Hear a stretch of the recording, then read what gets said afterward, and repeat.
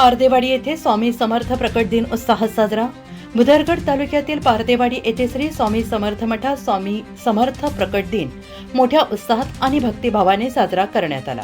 या निमित्ताने विविध धार्मिक कार्यक्रमांचे आयोजन करण्यात आले होते।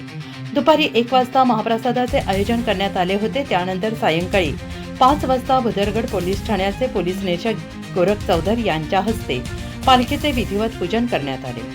पूजनानंतर भक्तांच्या जयघोषात पालखी मिरवणुकीस प्रारंभ झाला।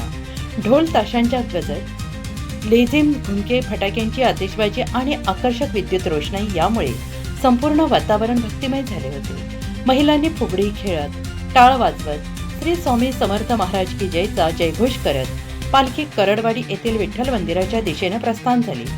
त्यानंतर निष्णप आणि पारदेवाडी गावातून पुन्हा पालखी मठात आणण्यात आली। या सोहळ्यात परिसरातील भाविक मोठ्या संख्येने उपस्थित होते।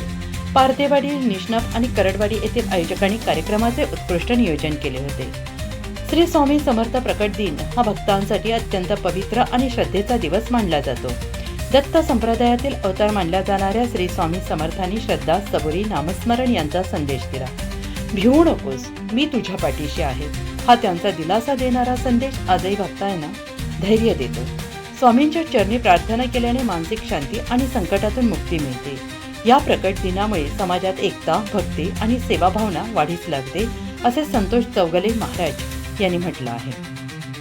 पालखी प्रस्थान प्रसंगी जिल्हा नियोजन समिती सदस्य बाबा उर्फ यशवंत नांदेकर यांनी स्वागत केले। अशाच बातम्यांसाठी पाहत रहा आपल्या लोकप्रिय योगदान न्यूज। करडवाडी, कोल्हापूर। योगदान प्रतिनिधी प्रकाश खतकर।